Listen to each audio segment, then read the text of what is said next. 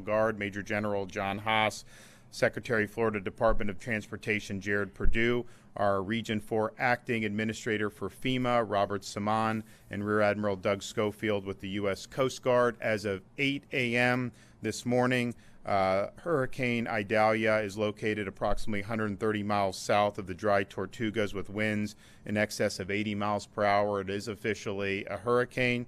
The storm is forecast to make landfall along Florida's Big Bend tomorrow morning as a major hurricane. The National Hurricane Center has issued a hurricane warning for the Gulf Coast from Sarasota County up through Franklin County and the Panhandle, and storm surge watches are also in effect in those areas. The National Hurricane Center advisory includes that if this storm hits at high tide, storm surge could reach 8 to 12 feet in some areas, and so that would be a life-threatening storm surge. I know all those areas are under evacuation notices in the low-lying and coastal areas. You run from the water and you hide from the wind. If you're there in that storm surge, you're putting your life in jeopardy when it gets to be that high. So if you are giving those orders, please heed those orders. You do not have to leave the state. You don't have to drive hundreds of miles. You have to get to higher ground in a safe structure. You can ride the storm out there, then go back to your home once the storm passes. There are evacuation orders for coastal and low-lying areas in 22 different counties along the Gulf Coast, as well as throughout North Florida. To make these evacuations easier on families, we have directed FDOT to waive tolls in Citrus, Hernando, Hillsborough Lake, Pasco, Pinellas, and Sumter counties, and that started at 0400 this morning. For those evacuating, Visit Florida has activated the emergency accommodation module with Expedia. So if you want to find a hotel, you can go to expedia.com/Florida. We are continue to coordinate with the power companies across the state. We had, as of this morning, over 25,000 linemen stationed, more on the way. So you will have most likely between 30 and 40,000 linemen when the storm hits will be in the state of Florida, and then they will immediately move to commence power restoration efforts.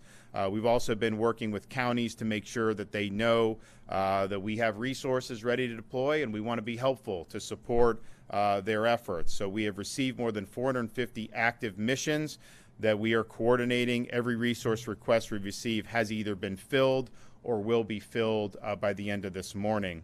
We do have 420,000 gallons of fuel staged and ready to deploy, and additional assets are expected over the next few days, and the gas stations that will be prioritized will be the ones along the heavy evacuation routes. We have 8 urban search and rescue teams activated and over 580 search and rescue personnel ready right now. We have delivered 431 pallets of water, 303 pallets of MREs, and over 1,200 tarps to communities that may be impacted. We've got many more gallons of water and a lot of MREs that are ready to be deployed as needed. There are over 20 shelters open, and additional 20 special needs shelters are mobilizing or on standby throughout the state of Florida. We have 5,500 National Guardsmen that have been activated. We have deployed 247 Starlinks with another 529 staged in Central Florida, and they will be deployed to impacted areas as the needs arise. 42 school districts have announced school closures over the next 2 days, along with 16 state colleges and 7 Florida universities.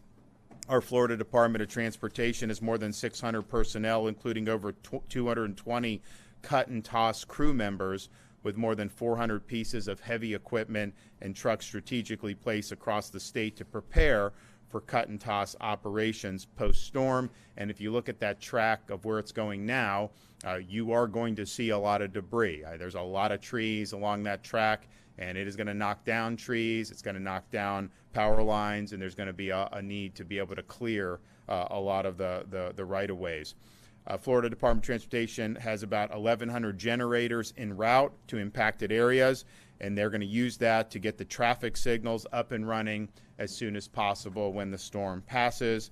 As wind becomes stronger later today and into the night, FDOT will be coordinating with FHP and local law enforcement to close bridges once the speeds reach in excess of 40 miles an hour. Road rangers will be concentrated along evacuation routes to help motorists.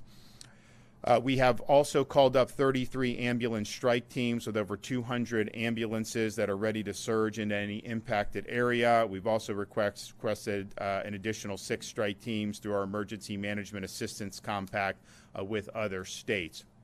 So this storm is going to hit tomorrow morning. You will start certainly seeing effects of this in different parts of the state later on today. You still have time this morning to be able to make your final preparations. If you are in one of those areas that's in line for some of the major storm surge and you're told to evacuate, you have time to do that. But you got to do that now. You don't have to go hundreds of miles. You can go to a shelter in a different part of your county, go to a friend's house in an area that is not going to be susceptible to the storm surge, hotel. All these things are good to do, and you should do that and heed. This is going to be a major hurricane, likely a Category 3, and where it's scheduled to hit along this big bend, and we've not really had a hurricane strike this area for a long time. I think you got to go back to the 1800s before you would see a path like this. And so those coastal areas there, have not necessarily been through this before. And I think that being safe is the appropriate thing, and erring on the side of caution is the appropriate thing. We will, of course, be mindful of any changes in the path of this storm. I think everybody on that Gulf Coast from Tampa Bay up until Northwest Florida must remain vigilant. They have nudged the track a little bit further west over the last 24 hours. I mean, we were looking at potentially Levy County, I think yesterday and today. Now we're looking more at a Taylor County. There's some models that say it may go even further west. So places like Tallahassee, where we are today, certainly you could end up having it hit Tallahassee directly in some of the surrounding areas. So everyone just remain vigilant, continue to watch and listen to the local orders that you receive from your local emergency management personnel. I want to thank everybody. We've been in contact with people from most of these counties over the last few days. Everybody's working hard. Everybody understands that that this is a significant event, and they're remaining calm, cool, and collected, but they're executing, and that's what we need to continue to do. I want to thank everybody here at the state of Florida for working hard. They've been working now round the clock and getting the resources where they need to be as those requests come in. And of course, once the storm passes, we're going to immediately go to commence any type of rescue operations, and of course the power restoration will be a big priority. Go to floridadisaster.org/get-a-plan if you have any questions. Again, you still have some time this morning and into the early afternoon, but as we get throughout this day, you are going to start to see rain and wind pick up, particularly the further south you are in the state of Florida. And by the time we get to the end of tonight, you're gonna see some nasty weather. So just be warned about that, and do what you need to do right now to be able to keep yourself and your family safe. Okay, we're going to hear from Kevin Guthrie, Division of Emergency Management. Good morning, everyone. Thank you, Governor, again for your continued support and leadership. As of this morning, Idalia was upgraded to a Category 1 hurricane and is expected to continue to strengthen as it makes its way through the Gulf of Mexico. The storm is going to be here very soon. By this time tomorrow morning, we will pretty much lock down the EOC, and we will be working through those issues. The state is working overtime to fulfill requests made by counties in the path of the storm. To date, we have filled we are actively working 461 missions. We have closed 72 missions for a total of 552 missions. Counties, please continue to send in your resource requests so that we can take advantage of the time we have left. We're going to have about another 18 hours or so that we can move commodities. After that, we will not be able to do that any longer. We're doing everything we can to ensure that communities have the necessary resources they need. But you as a household owner, you need to take action now. You need to get you and your family, businesses, you need to get your employees ready now. The time is now. I implore you to finalize your disaster preparedness actions right now. I want to stress again, even if your community is not in the forecast cone, it does not mean you're in the clear. I'm going to use a graphic to my left. If you're in red on this graphic, you're underneath a hurricane or tropical storm warning, or you're underneath a surge warning. If you're in pink, you're under a watch. That is well outside that cone. So again, people are going to experience issues with this, from trees down, power being shut down. Heavy rains are on the east side of this storm. It's going to be a very fast-moving storm, but please, if you're in the red, don't focus on that cone. Focus on, if you're in the red, you need to take some type of protective action, and you need to do that now. If you decide to shelter in place, identify a safe place in your home, away from windows where you can shelter safely. The same thing applies to the very first thing that we're going to experience most likely in Florida, which is a tornado. If you find yourself in a tornado watch or warning, please get yourself to an interior room free of windows. Put a mattress over your head. Even if you have some type of bicycle helmet or something like that, you need to protect your head from tornadic activity. If you're evacuating, do not leave your pets behind. Make sure you have leashes, carriers, plenty of food and water for them. Evacuations can be stressful on the whole family, so please pack comfort items for your kids, like their favorite toys, games, or snacks. Make sure that before you leave your home, or if you're sheltering in place, if you can pick it up, put it up. If you cannot pick it up, tie it down. Minimize the amount of items that can be picked up and overturned in your neighborhood. Whatever you decide is the best for yourself and your family, again, the action is now. You must do it now. If you're unsure about the next steps of what to do, please contact your local emergency management office. We have also launched the State Assistance Information Line, or in true emergency management vein, we have plenty of acronyms, or the SAIL line. You can contact them at 1-800-342-3557. Again, that's 1-800-342-3557. That's the State Assistance Information Line, and they can take any requests that you have. We have operators standing by now, and that is a 24/7 hotline. They will help you out with how to prepare before, during, and after a hurricane, road closures, alternate routes, available open shelters in host and impacted counties, shelters designed for medically dependent individuals, and reentry information. All of that is available at that number.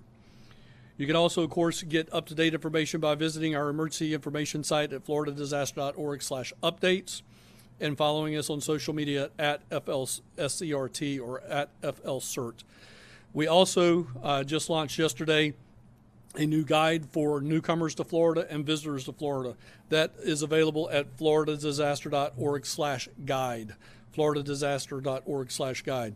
I will talk very quickly about an operational component that we're going to experience in this particular disaster, and that is this storm is going to move through during the day tomorrow, and then we're going to be at a point where we might be able to start operating towards sunset. But we're going to be operating in areas that are without power. These are going to be very, very delicate tactical operations. They may be done from the river. They may be done from creeks. They may be done from helicopters. So again, it's not something we like to do, which is operate in a dark environment with power lines entangled in trees.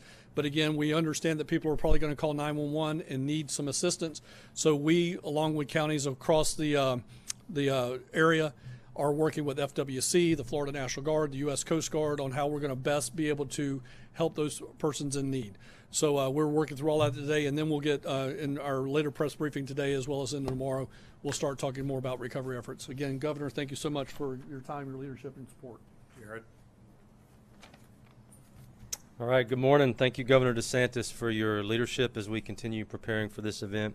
Thank you, Director Guthrie, for your continued efforts as we prepare. The Florida Department of Transportation has many activities simultaneously in motion right now to ensure the safety of the traveling public and to have open mobility of all major roadways in advance of the storm's impact. I've been on the road this week, personally seeing all the equipment, personnel, resources being staged, ready to respond to this event. FDOT has 671 crew members, including almost 100 bridge inspectors, staged near impact zones to quickly advance on the ground to clear roadways and bridges and provide first responders, supply deliveries, and utility providers the ability to reach communities in need. We have 224 cut and toss crew members. They've been outfitted with plenty of equipment to begin recovery efforts. This includes 140 dump trucks, 200 pieces of heavy equipment, and nearly 60 pump trucks. There are almost nearly, as the governor mentioned, 1,100 generators staged and ready to be deployed for traffic signals that may lose power.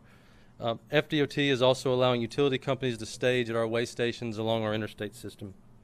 Our contractors on active construction projects in the vicinity of the impact area have begun closing their operations of construction, opening the travel lanes, and especially in the Tampa Bay region with the Howard Franklin Bridge project, we've lowered those crane booms and secured those barges for impact. Our project crews continue to work diligently to make sure that any evacuations that occur can be facilitated efficiently.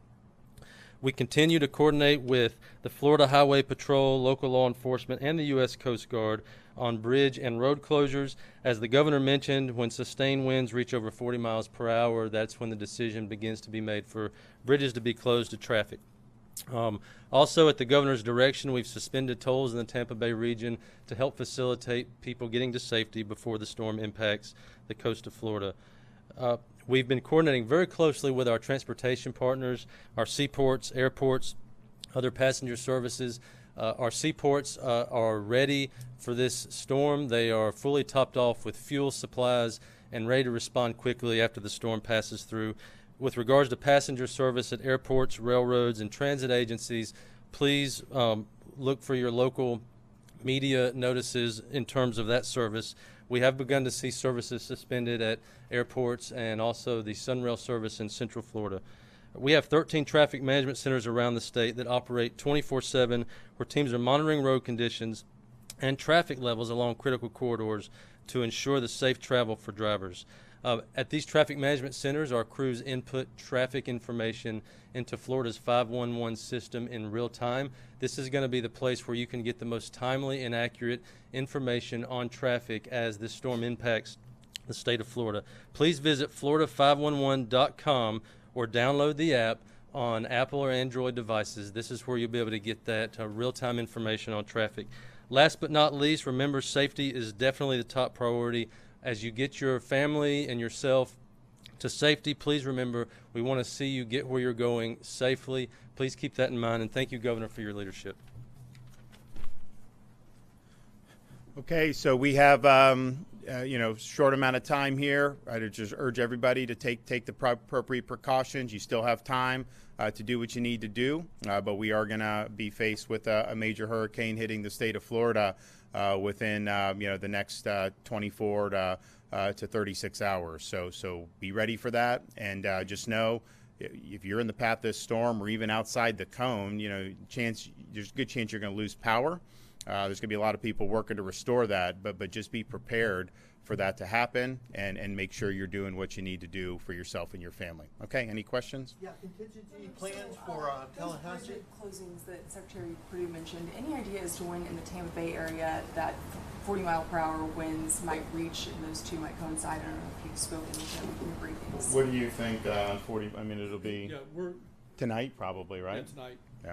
Yeah, I would say sometime tonight. I think you're late tonight, early tomorrow morning. You should probably see winds of that. Now, this track, they've moved it a little further west, and so I mean, obviously there's still going to be impacts in Tampa Bay, but every notch west, it's a little less impact to Tampa. So some of the models had it going even further west into Tallahassee. NHC has not been willing to go that far, and some of these models have been very bad, to be honest with you, if you look at past storms. But there is some people that think it's going to go even further west than that. And so that's why we say certainly Tallahassee, those areas, you're not out of the woods. Yeah. Do you have any contingency plans for state government to continue operating if Tallahassee is devastated? So we're going to do so basically what the state government has traditionally done is when Leon County does a closure, then the state doesn't. They closes their office buildings. Now people will still be working from home or what they need, and the essential personnel that are here. So everything will continue. But in terms of routine state government work, they will be home on Wednesday. For healthcare facilities, ACA yesterday put out a message urging healthcare facilities to report their status. Have some facilities not been cooperating? What's the latest on that? Yeah, so Secretary Weta with the Agency for Healthcare Administration and Deputy Secretary Ken Shepke with Department of Health have been working with hospitals alongside. We have thousands of facilities that are required to report. Sometimes those facilities do have some delays in reporting.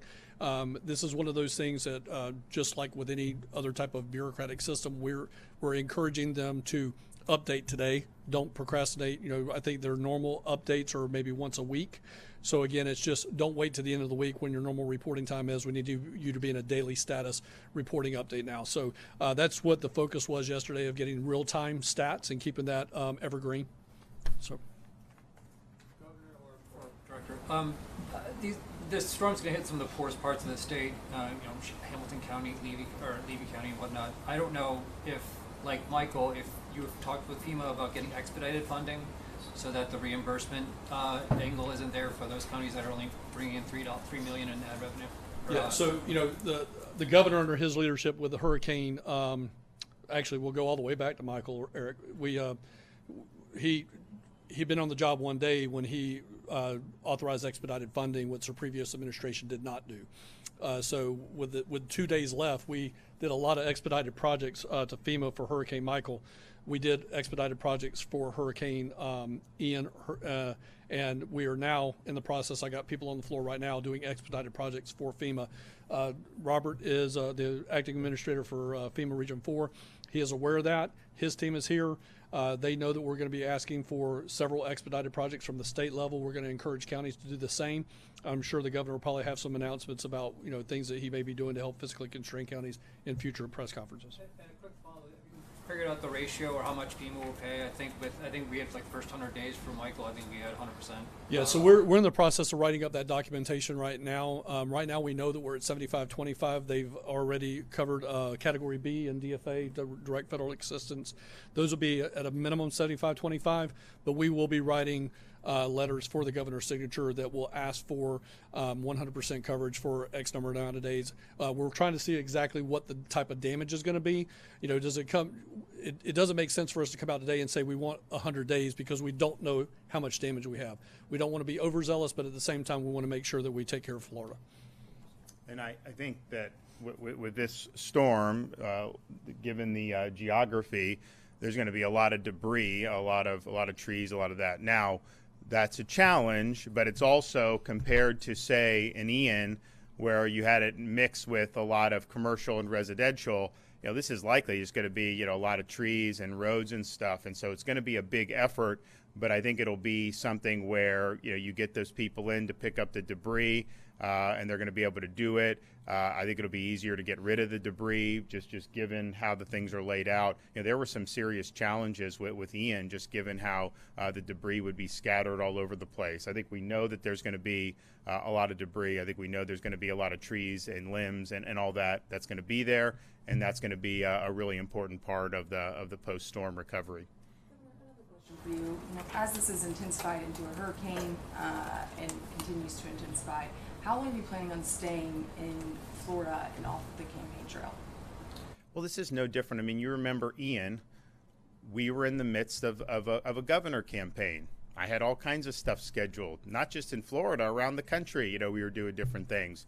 And, you do what you need to do. I mean, and so that's what we're doing. So it's going to be no different than what we did during Hurricane Ian. I'm hoping that this storm is not as catastrophic as Hurricane Ian was, but we're gonna do do what we need to do, because it's just something that's important. But it's no different than what we've done in past iterations of all this stuff. All right, we're gonna be going. For evacuations, a number of people that have been ordered evacuated, and are you hearing anything about fuel or traffic issues? Want to take that? Yes, sir.